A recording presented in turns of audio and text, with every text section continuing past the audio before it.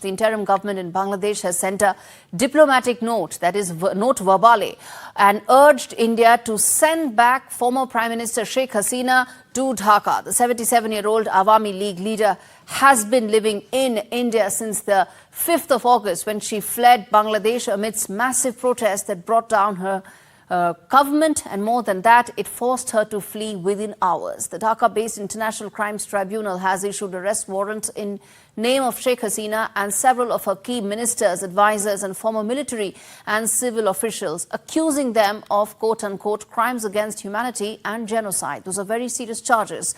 Tawheed Hussain, the foreign affairs advisor in the interim government, has told reporters and confirmed that a note verbale has been sent to the Indian government asking for her extradition. And Mohammad Tajul Islam, the newly appointed chief prosecutor of Bangladesh's International Crimes Tribunal, has said that Dhaka will file an application with the ICT to ensure and issue an arrest warrant against Sheikh Hasina, who faces 51 cases. There are 42 related to murder, and she's governed by the extradition treaty that's been signed between Bangladesh and India in 2013 and then, of course, amended later on in 2016. But where does this leave the two sides, India and Bangladesh? What does it mean for ties? What can happen to Sheikh Hasina from here on? All those questions we'll try and address. But first up, listen in to the Bangladesh foreign advisor on the note verbal that has been sent to India. আমরা তাকে যে চাওয়া হচ্ছে ফেরত বিচার ব্যবস্থার জন্য সেটা জানিয়েছি। স্যার কিভাবে প্রক্রিয়াটা না একটা নোট ভার্বাল দিয়ে হ্যাঁ note verbal. All right, let's get in my colleague Vishnu Shom to fill us in with the details. Vishnu, you connect the dots for us here. It's a very tricky diplomatic situation for India right now, and there are no easy answers at this stage. But you've been working up the phones. What are your sources in the MEA telling you? Well, the External Affairs Ministry will respond because there is an official document, a note verbal, which has been sent from Dhaka to New Delhi asking for the extradition of Sheikh Hasina, the former Prime Minister of Bangladesh, who's been in India from the 5th of August. She's been a close friend of India, so India will need to really look at whether we are okay about sending her back to Bangladesh. There is an extradition treaty of 2013 between India and Bangladesh. There are clear grounds on the basis of which she can be deported from India, extradited from India. However, there is also a clause in that, and I've read that very carefully, which says that extradition cannot be allowed for purely political motives. However, subsequent to that, there is an explainer saying that if a person is involved in violent crimes or all sorts of crimes, then in fact that political factor doesn't necessarily have to weigh. So New Delhi needs to examine this judicially. Now, what is important, and I think here's the key point, if India chooses not to send Sheikh Hasina to Bangladesh, then it really could have a detrimental impact on the overall relationship between the two countries. On the other hand, Sheikh Hasina has been a great friend of India. She's worked that India relationship. There's a strong economic relationship, people-to-people relationship, the old historical cultural relationship as well. There are visas which people in Bangladesh want. So what does Bangladesh really want at this stage? Are they going to make the Sheikh Hasina issue a showstopper in the overall relationship between India and Bangladesh, or are they willing to keep that aside and pursue the overall relationship? That's something that needs to be looked at. And from Delhi's standpoint, what are the dangers over here? If we choose to allow Sheikh Hasina to remain over here, is there a real danger that the vacuum that exists in Bangladesh may become worse and be more detrimental to the relationship with India? Absolutely. Thanks much, Vishnu, for filling us in with all those details. A story we're going to keep coming back to.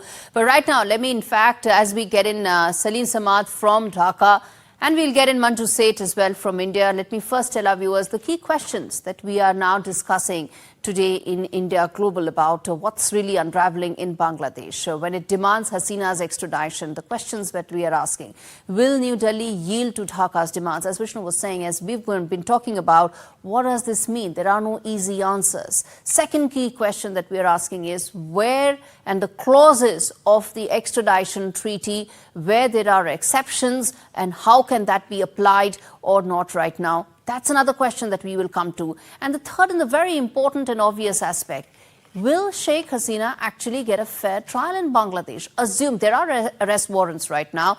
Assuming the deportation happens, will she actually get a fair trial? Given what's happening right now in Bangladesh, the world is seeing how it's unraveling. It remains to be seen whether she will be given the legal and the due process that every citizen of Bangladesh should be given. Let's get in now Saleem Samad to talk on some of that, and then we'll get in Manju Seth as well. Mr. Samad, thanks much for speaking to us, joining us live from Dhaka. I want to start by asking you, how critical do you think this request for extradition of Sheikh Hasina is going to be for Mohammad Yunus's government, and will it be central to its relationship with India? Thank you for having me on the show.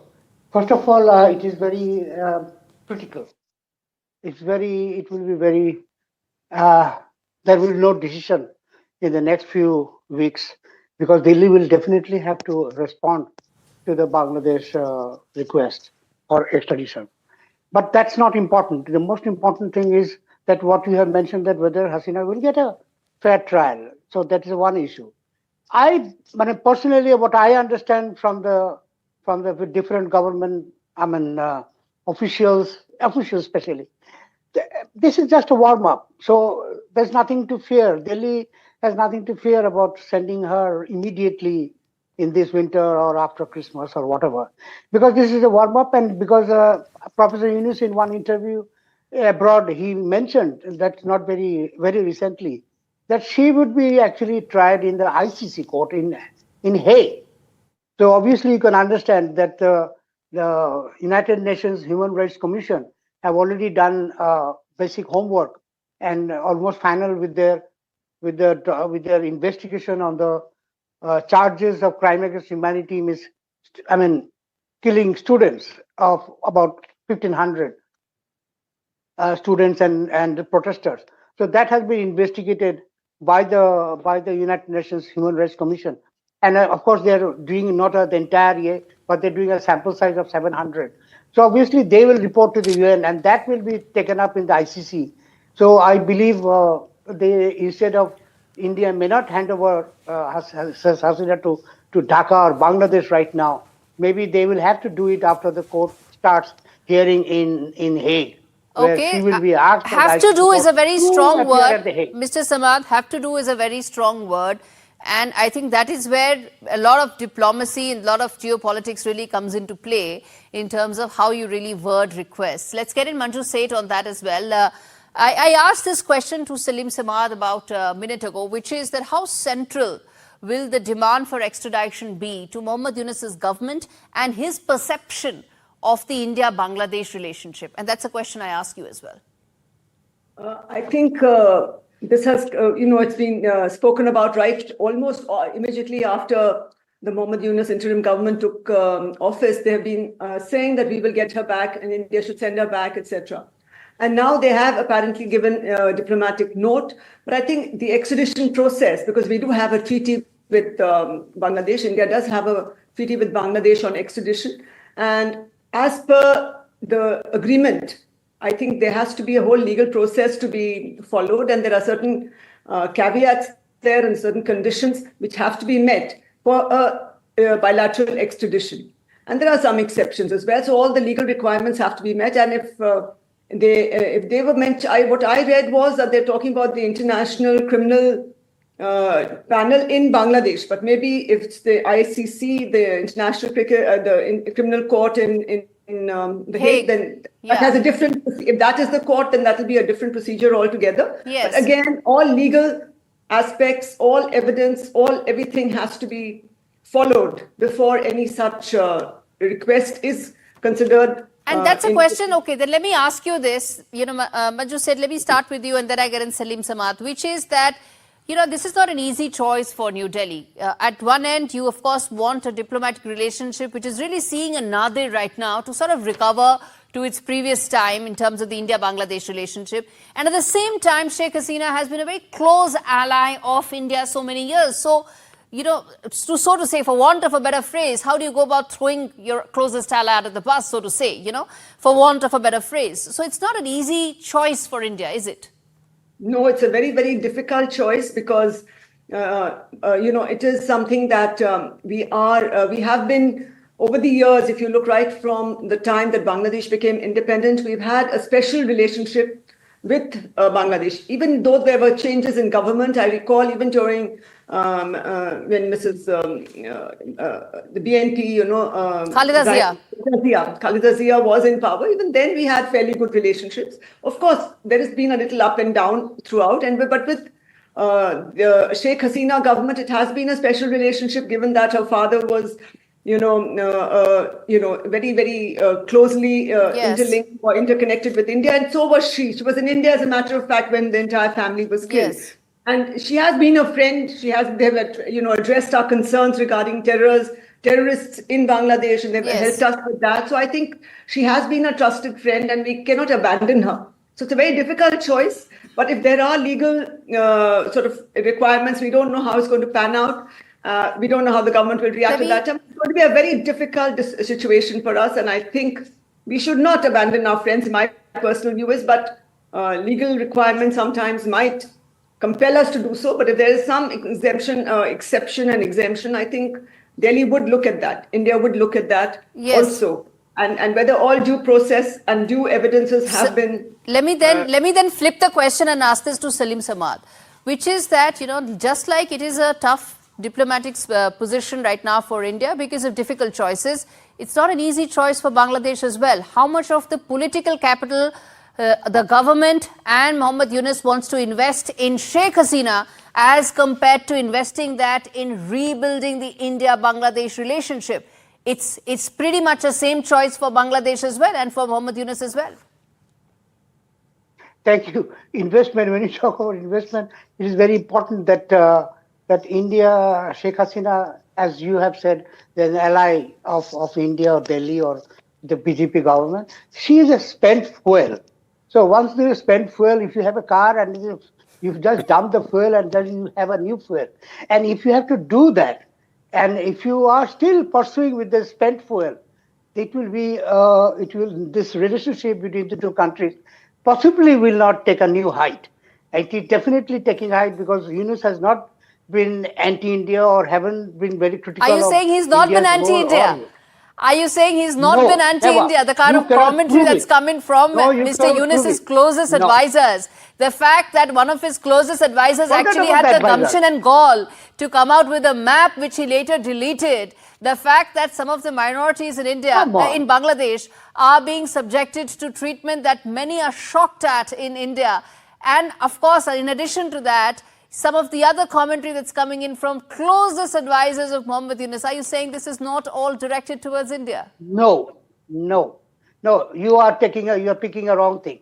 That map has been described by even by the Muslim League in 1905. I don't want to give even a second of this airtime to a map which is incorrect.